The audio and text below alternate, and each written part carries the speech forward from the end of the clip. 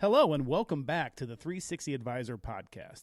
Today we are going to bring back the topic of cybersecurity with two special guests, Luke Newgaard, who is part of the custom success and development for Arctic Wolf, as well as his security guru, Brad Hanley.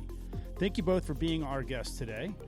So I think the one thing I want to start off with is this question. As I go through and talk to a lot of prospects, and one thing we do talk a lot about is security.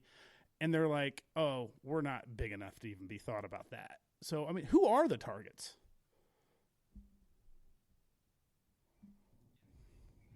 Yeah, great question, Jason, and thanks for having us. Really, everybody's the target these days, unfortunately. It's become very easy as a hacker, and that can mean multiple things, either good or bad, right? From a bad hacker standpoint, it's become very easy to run things in an automated fashion. So there's little technical knowledge that you actually need to have to actually perpetrate attacks. And rather than spending a bunch of time to try to hack into a larger organization, you can spend that time, a fraction of that time, to hack into a smaller organization. And I think there's kind of a big paradigm shift going on in the world of information security, if you will, or the focus of cybersecurity. I think there is a big change going from it really historically was the large companies that were affected, but now it's literally everybody. And a lot of the hacking that we've seen has been opportunistic. So maybe there's a credential that's exposed through a third-party data breach. So now I have login information for a specific company, and you log in, maybe it's Office 365 account, and then you sit and you wait to see what you can see and identify, and then you perpetrate your attack from there. So there's multiple avenues of both opportunistic attacks as well as just kind of just automation. Sure. Yeah. I think, October was Cybersecurity Month, and we ran, I think, 4 podcasts that month, and we had the owner of our company, Don Dawson, on, and he really kind of gave an analogy that kind of struck home, and I bring it up all the time when I talk to our prospects, is say, listen, man, they're looking at a parking lot of 1 million cars, and they're looking at the cars with the keys in the ignition and the doors unlocked, and they don't care if it's a Ferrari or a Ford Fiesta. They just want something that's easy to get into. Is that a pretty accurate statement? Yeah, that would be a very accurate Good. statement. I was hoping I was telling people correct things. I didn't want to lead anybody wrong there. So, the other thing that we always hear is, oh, we've got a firewall, we've got antivirus, we're fine. Is that really enough to protect people from any cyber threats? Yeah, so it's a good question. And I would say if we were having this conversation 10 years ago, the answer might be a little bit different. Unfortunately, today, the security landscape has changed and evolved so much that having point products and endpoint tools is unfortunately just not enough. And where I would add kind of not just my own perspective, but like third-party perspective on this is the Center for Internet Security. They're a nonprofit organization, and they're really famous for introducing the top 20 critical security controls. And super high level, you start at 1, you work your way to 20.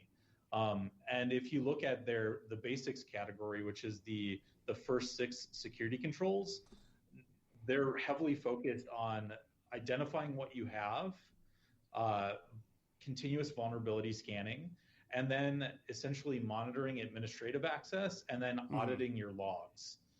So it's no longer a heavy focus on firewall and prevention.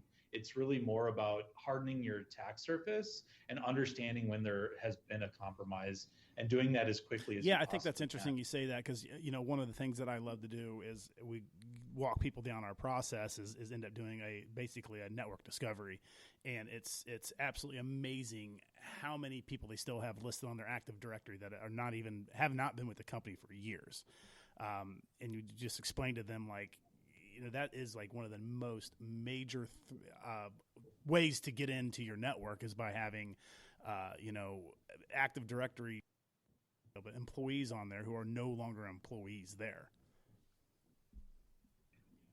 Yeah, definitely. Stale accounts is a problem, right? Because you have an account that's been sitting dormant for a couple of years, and you have most companies don't monitor that. And if there's been a compromise and it comes from one of those stale accounts, it's a thing. So it's important to go through and ensure that you're deleting those old accounts that don't need to be saved, as well as removing administrative privileges to a very select few, and then obviously monitoring for around that. Yeah, I think that I think people get really sloppy with giving out admin credentials because they just don't want to be bothered on certain things. I hear that all the time, and it's like, yeah, it's one of those necessary evils. It may take you, a couple minutes to be able to give somebody the access to that, but they don't have the keys of the kingdom and can run with it as much as they want to. Yeah, definitely. And don't get me wrong, I'm not saying that AVs and firewalls are no longer important, because they definitely are. You definitely need them. They're the beginning part of security, if you will. But the industry has made a big shift, and I think it comes back to that old paradigm, it was kind of like a salesy cliche that I'm not really a huge fan of, but unfortunately there's some truth to it, of the it's not if but when. And I think that has really shifted the dynamic, and it's really become an actual understanding. So it's not if we're going to get compromised, it's when it happens, and really being able to answer the when is quickly is become the most important. Yeah, part. You're exactly right, and that's when I have this discussion, it's always like, I don't want to sit here and have this discussion a year down the road and being reactive to a problem. Like, my goal is to be proactive, to stop us ever having a conversation of you being breached. Definitely. And, honestly, some of the basic stuff, it doesn't have to be like super duper expensive. One of my mentors used to always tell me that as you're talking with organizations, if the cost that they're spending on cybersecurity is affecting their business, you're not doing the security correctly. Mm-hmm. And what I mean by that is, if you have a box that you need to protect and the value of the box is $10 and you're spending $100 to protect it, is that security worth it? I would say no. So understanding kind of what you have, and then doing some of the basics things of understanding and documenting what devices that you have, what software you use, what versions that they run, all things you can do kind of like fairly inexpensively. And then removing administrative access, removing those stale accounts, that's all completely free, right? You're already utilizing the Active Directory that you've already invested in as an organization. So just making sure that you're kind of proactive on that side. And then naturally, password security is really, really valuable and important. Multi-factor authentication, some really fairly inexpensive ways to get pretty far into the cybersecurity realm of protecting yourself. And then naturally auditing logs and doing that kind of rounding out that basics category within CIS is Gotcha. critical. Yeah, it's interesting having conversations, and how some people are still on Windows 7 and they're running older servers that Microsoft's not even supporting anymore, and then they're just holding themselves open to just a threat at any point in time. But it kind of goes back to how we started this off, is they just don't think that they're even on anybody's radar.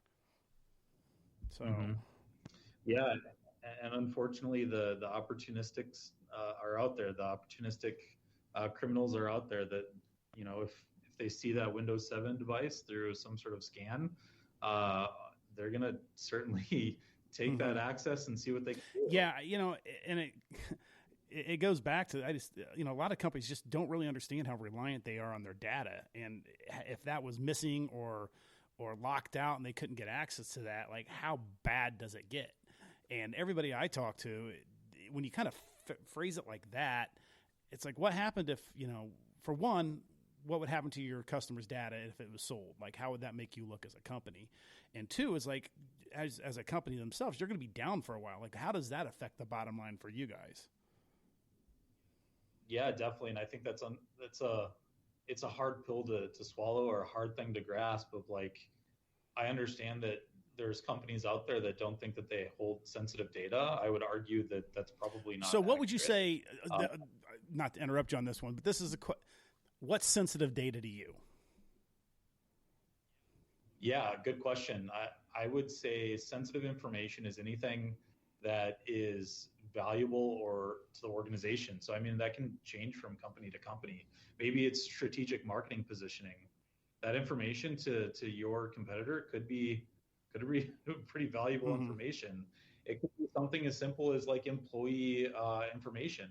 Like if you have social security numbers and date of births and all of those things that we keep as an organization uh, from an HR records perspective, that's really juicy, valuable information. Because if you get somebody's Mm-hmm. social and their date of birth and their first, middle, and last name, you now can do whatever you want from a credit Now, standpoint. are companies liable for that? That's a good question. I guess I won't answer it from a legal standpoint, but there's definitely regulations out there and governmental organizations that enforce things. So it kind of depends on the realm it sits in. But again, I'm No, not a and lawyer, so. again, anything we say on here is not held as a legal consent or anything like that. So I was just kind of curious myself because I'm like, well, that makes it interesting. If I give my information to somebody and they don't protect it to the most that it can be protected, I mean, I really would like to know how liable they would be if something did get breached. I'm just kind of curious. Yeah, there's a lot of new laws being enacted. There's GDPR laws that affect basically everybody without people actually knowing it. There's the California Consumer Privacy Act, the CCPA. I believe I heard that I think it was Virginia or somebody on the East Coast uh, launched their own version of the California Consumer Privacy Act. Um, so there's definitely laws that are being enacted to start to regulate this from a governmental standpoint. But ultimately, every every organization that I know of, your reputation is how you sell. Like without a good reputation, you don't have Mm-hmm. customers. So if you suffer a data breach that affects customer data, that ultimately affects your reputation, and that's I think one of the bigger things that needs to be weighed out when understanding what level of risk your organization Sure. has. Let me change gears a little bit here, though. I mean, hopefully soon we're going to stop from this work from home stuff so much. I'm assuming a lot of people are going to still stay working from home just because a lot of companies didn't really notice that there was much of a drop in business. What risks are there with people working outside their four walls? Yeah, so it's been an interesting thing to see over the last year. Naturally, IT security as a whole, the industry as a whole, has really focused on the corporate network. What can we protect within the corporate network? What's behind our firewall? How can we protect that? Now our corporate network is no longer at our offices. It's now at our homes. And now we're introducing a whole nother level of risk because we have no control of home networks as IT or IT security providers or practitioners. So that brings a whole host of new problems and quandaries. So some of the things that Arctic Wolf is doing to help out with that is we've developed an agent that deploys out onto computers so we can monitor the hosts themselves, the individual computers remotely. We can also do host-based vulnerability scans. So essentially, kind of coming back to that basics, the CIS critical security controls. Controls 1, 2, and 3 is 1 and 2 are identify your hardware and software, and 3 is continuous vulnerability management. So with the Arctic Wolf agents, we're able to effectively identify the hardware that's out there as well as the installed software, and then do the host-based vulnerability scans, and all completely remote. I would also say that, like on the Arctic Wolf side, we've made huge investments into remote detections around like third-party cloud resources, whether it's Office 365, somebody that probably 90% of organizations out there utilize, all the way to different sort of endpoint prevention tools, or like the Sentinel ones of the world, the CrowdStrikes, the Carbon Blacks, Mimecast on the email security side. So being able to really gain a full visibility has been one of the bigger shifts, if you will, we've focused in on during the pandemic. Okay, yeah, that's a great answer to that. Appreciate that. So with a lot of things moving virtual to the cloud, I mean, is let's say you've moved to a virtual server or you do, VDI or something of that nature, desktop as a service. Are you at more risk moving to the cloud? That's another question I always get is like, oh man, I feel like my information isn't as safe when it's in the cloud. It's more safe. It's sitting here in a physical box in my office in my four walls. What's your thoughts on, if someone went totally virtual? So it's funny. I think it was 15 years ago now, roughly 15 years ago. One of my earlier interactions as a new guy in the IT space was with kind of a veteran who ran the IT department for an organization. And he told me, I like to hug my equipment before I go home at night. I will never go to the cloud. And it's kind of funny because you still sometimes see that. Ultimately in clouds, they do a good job around physical security. There's a lot of them will do like SOC 2 Type 2 and other requirements around physical protection of the servers that are being used in their cloud offering. But ultimately, almost all of these cloud providers out there say that the security of the cloud comes back to the user. So it comes back to whoever's managing that environment, ensuring that there's proper configurations in place and making sure that there's no risky configurations on a platform level or an endpoint level. So it does kind of come back to whoever's managing that environment. So is it different for Arctic Wolf to manage a virtual server versus a physical server? There's definitely some differences there. One of the cool things that we've launched during the last year here is our cloud security posture management. And it kind of, taking a step back, if you look at the larger data breaches that have occurred, a lot of them have happened because of misconfigurations in cloud environments. So we, as a direct response to that, went to market with our cloud security posture management. And what we do is we scan these cloud environments like Azure, AWS, GCP, or Google's cloud offering. And we look for common misconfigurations that we then report back to, and let people know what the misconfiguration is and what the proper configuration needs to be. Okay, well, that's good enough. Yeah, because that's always been kind of the question we have because we're starting to venture into desktop as a service, virtual desktops and workstations, and it's a great concept. I think it's definitely where the future is going to go for IT, and not so much having physical servers and as much as high-end computers in your offices. But there was always that question. It's like, okay, how secure are we moving everything to the cloud? And it sounds like you guys have definitely got a good foothold on beginning to venture that market. Definitely. I would say that we're able to deliver a very robust level of security, whether devices are on-premise or based in the cloud. Awesome. Well, guys, that's coming up to, we try to keep our podcast around 20 minutes. So, hey, Luke, Brad, I appreciate your guys' time. I think the information you guys gave us today has been fantastic.